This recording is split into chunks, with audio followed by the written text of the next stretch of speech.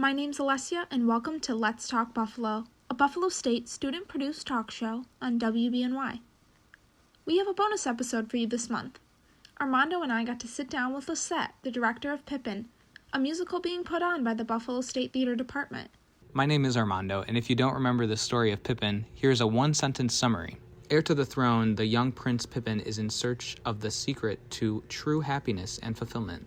Here's a glimpse behind the scenes.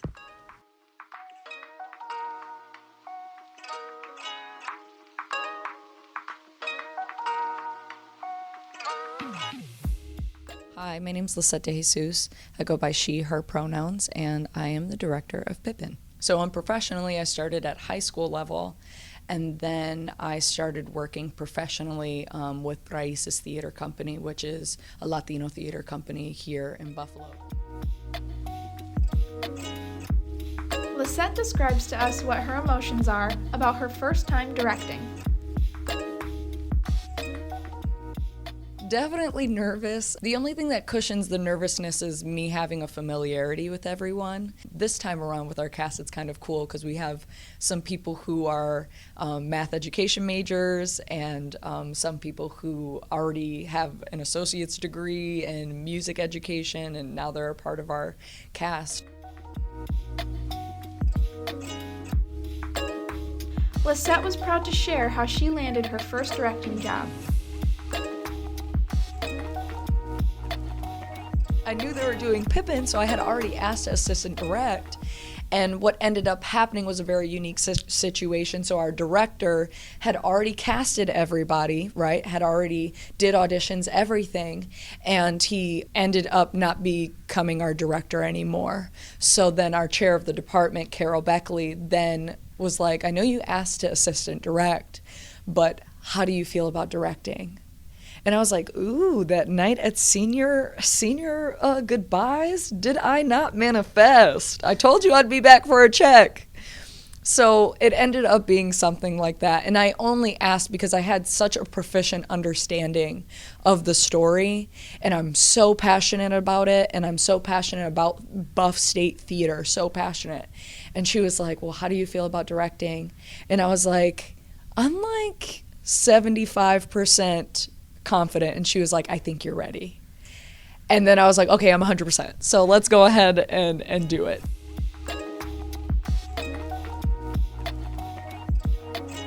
Buffalo State has taken Bob Fosse's original work of Pippin and turned it into a work of their own. I think essentially like the way that Pippin's usually made is it's real circusy. And you can hear that from the music. A lot of the music goes dun dun dun dun dun dun dun. And usually the way that the story ends up so interesting and so, oh my gosh, walking away like that was a great show is because there's a lot of spectacle to it. With my perspective of the story, spectacle is really important because a lot of throughout the show they're always saying, well, we promise you sets, lights, magic, merriment, all of these things, and that's a part of the promise.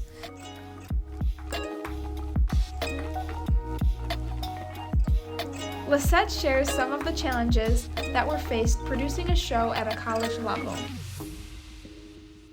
In our production, we have to take it in a more abstract way, and we have to take it in a more deconstructed manner, which is really what I always wanted to do because I just find the story to be so much more important than the spectacle, and just we have to do it in an alternate way that breeds so much more opportunity to uplift the story in different ways. So I like that challenge. I love that challenge. But yeah, that's what's kind of different about our production compared to everybody else's. Directing has given Lisette many opportunities to reflect on the experience at large. However, one of her favorite experiences would be Part about directing has been ensemble building.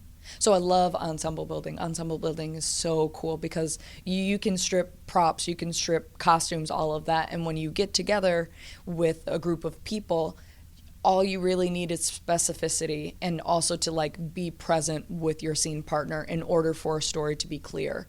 So a lot of what we have had to do in our process was our first week was ensemble building and us working on how to really be present with your ensemble. And that was really important to me at the start of this process, for us to be, in a room, present with one another, collaborating, and being really focused on the text at hand. Being in a director position is really unique because, every frickin' day, right? We're going through this every single day.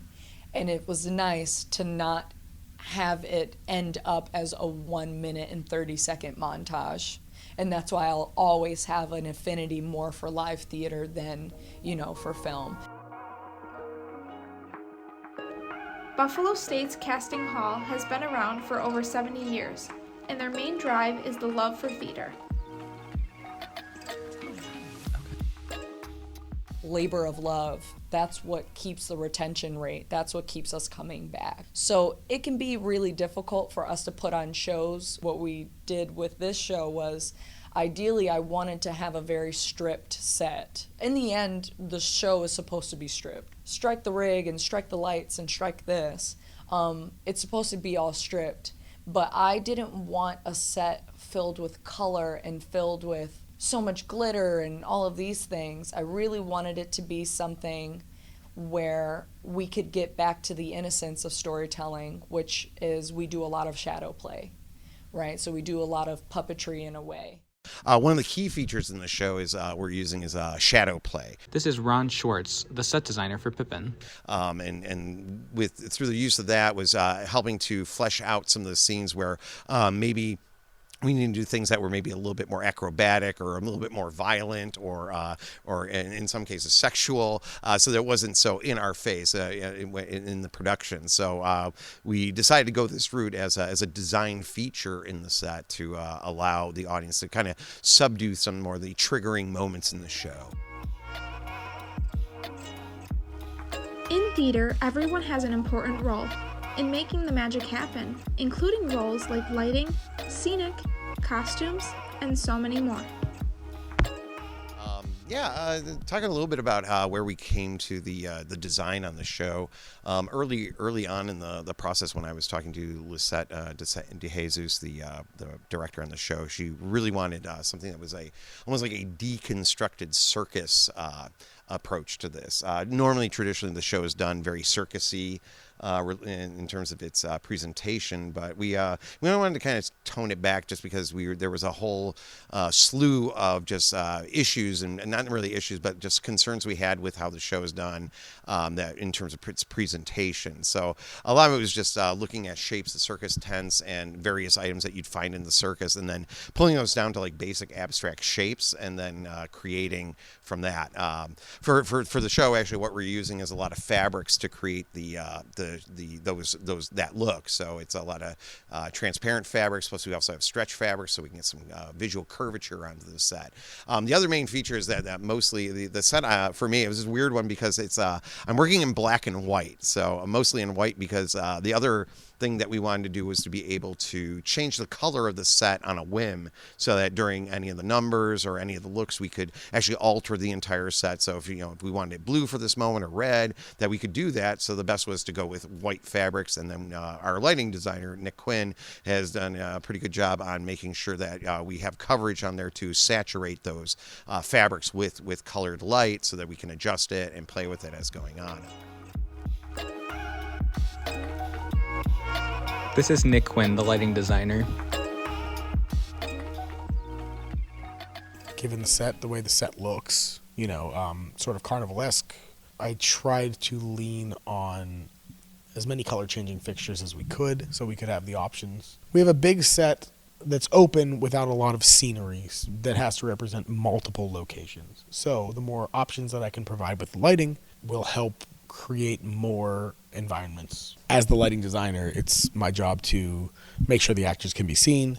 It's my job to make sure that the story that we're telling is being represented with lights. It's about highlighting what the audience is supposed to look at, and it's also about not highlighting the things that the audience is not supposed to be looking at. It's about selective visibility. Every moment of the play can have a different lighting look, And so all of that has to be programmed. So we go through, we program the light board, and you record all those cues for playback so that our light board operator can make sure that they're recreated accurately every time. It's about making sure that every moment, if it's a love song, if it's something angry or loving or whatever, that the lights represent that to help tell the story. It's all about making sure that my lighting is helping to tell the story that the actors are telling. This is Carol Beckley, the costume designer. On Pippin, we started mid-July with design meetings on this show, working with the director to bring her vision to life. She was very interested in the difference between magic and illusion and reality and how that manifests in our lives and what magic is and what illusion is and what illusion do we live under daily. And so through a lot of design meetings and a lot of research, we've come up with a kind of a basic garment for everyone, and that is the absence of magic. And then to that gets added different pieces that symbolize the different areas that we can find ourselves lost in, such as a search for power, search for lust. And within that world, we have a main character, Pippin, who is working his way through to try to find meaning within his life. The director's vision really included plain black unitards. That was where she started, and she really wanted body reveal and to understand that our bodies are the housing for where we go from there, and that all bodies are beautiful and we don't have to follow any kind of a social norm about what is or is not appropriate for particular body types. And to that, we have added lots of accessories with tulle and with cotton to bring out the different elements. There are lots and lots of costume changes in the piece and lots of characters playing different roles. And so those have to be able to go on and off of this basic garment pretty easily. And colors, we're in a palette of primary colors. The director also had a sense of clown in the sense of the improvisation of movement and the ability to engage the audience. And so there are also some elements coming in as that. There are little sparkles everywhere to reinforce the magic elements that come and go. And so the light hits them and they take on a different appearance. This is Erica Fire speaking. I'm the lead technician on the costume end of production. So for this production, for Pippin, Carol is the designer. She has designed, she has decided what everything looks like. She's done a lot of anything store-bought. She's the one who selected and purchased. And then I come in when we get to fitting it on performers, taking something generic and making it fit a specific person, making it also function for stage. A lot of this stuff is just everyday clothes, and they may be lacking for what the performer needs to do in them. This is a very athletic show. The performers are doing a lot more than maybe what the clothes were intended for.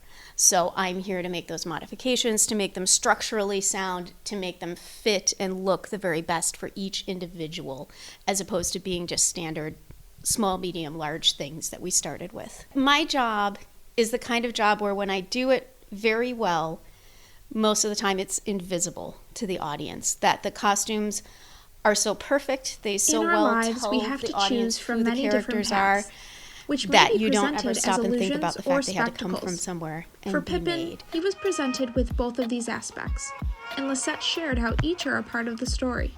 We asked her what Pippin means to her from a director's point of view. Oh my gosh. Just you asking that gives me chills, because it's just like, it's like, Pippin, what Pippin means to me is about the opportunity to choose. It's about choice, right? And it's about choosing in the state of liminality. For folks who are like, what is liminality, right? The best way that it's ever been explained to me is like when you're coming down the aisle to get married, right? You open those doors and you're in the aisle. At the end of the aisle, you will never be the same. And before you walked through those doors, you'll never have that person again, right? So walking down that aisle, you are so half foot there and half foot like back. And it's such a short moment, but it probably feels like forever. I've never walked down an aisle. Maybe one day. But it's like you being in this place between a really big decision and leaving another really big decision. There are distractions along the way. There's temptation, there's magic, right? And there's illusion. And it is always going to be your choice during that state of liminality of, am I going to choose what's authentic versus am I going to choose something that's distracting? And sometimes we choose the things that are really distracting because we don't know yet. We don't know that it's actually knocking us off the block. We don't know that it's actually making us go on a detour. For Pippin, he's always saying, I gotta find my corner of the sky. I gotta find fulfillment. I gotta find happiness. And his happiness is at the end of the aisle, but he doesn't know that. So he's taking all of these detours, and he gets to be physically intimate with all of these people. And there's multiple people, and they all come, and they all bring him into this world, and he gets so overwhelmed towards the end of the number that he says, just leave me alone. I thought that would have been fulfilling, but all I feel is empty and vacant, which is something that we all can identify with, right? Where connection is so easily available. But is it really connection, or is it illusion? There is one story, but many perspectives. From those who are watching, the audience will take a part of the story and make it their own. With a small cast, all of these characters within the show play a striking role, and a character that stands out to Lisette was Catherine's. Here's what Lisette said Pippin means to her personally. I think navigating the concept of trying to find out who you are really, really resonates with me. And maybe that's kind of blasé for other people, but for me, I love singing Corner of the Sky. I love the idea of trying to figure myself out all the time, but I don't really love thinking about the times of when I became aware of a situation and knowing that it needed its own finale. It needed to be done at the moment that I said, this leaves me empty and vacant. But somehow I still complete the show. And then I start from the beginning all over again, right? Pippin used to be a really sad character for me, but I think one of the saddest characters in the show is Catherine, because she's this rehabilitation center for every man who comes through this show. She sings for the first time, I Guess I'll Miss the Man, and she's never sang this song before, and she sings it about Pippin. But she's always saying ordinary woman, and she's always had this, and she has this line to the leading player where she goes, I messed up the line because they never put their hand on my face. There's never, nobody ever shows me tenderness. I just am this woman that nurses men back to health, and then they leave me and my son. And that's my part in the show. Ha ha ha. And it's sad. So sad. So that's one role that I think I would love to play if I ever got the chance to be in it again. But all of the parts are so awesome. So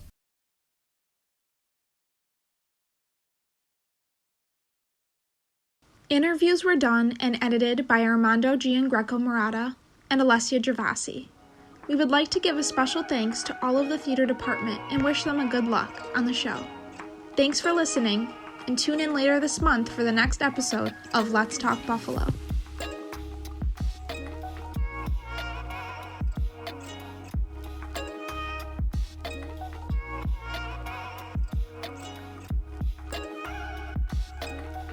Hi, this is Ron Schwartz, the scenic designer for Pippin. I'm Nicholas Quinn. I'm the lighting designer. Hi, I'm Carol Beckley. I'm the chair of the theater department and also the costume designer. Brown. She is the boss. I'm Erica Fire. My gosh, the boss. She, her. I am costume ASM, director here at Buffalo State. We have Armando on light board. We have some folks that are operating our spotlight. We have Emma Conair on sound. She's our sound engineer.